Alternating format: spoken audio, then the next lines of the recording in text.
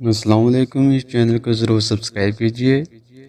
امام شافعی رحمۃ اللہ تعالیٰ فرماتے ہیں، چار چیزیں بدن میں قوت پیدا کرتی ہیں: گوشت کھانا، خوشبو سونگھنا، کثرت سے غسل کرنا اور سوتی کپڑا پہننا۔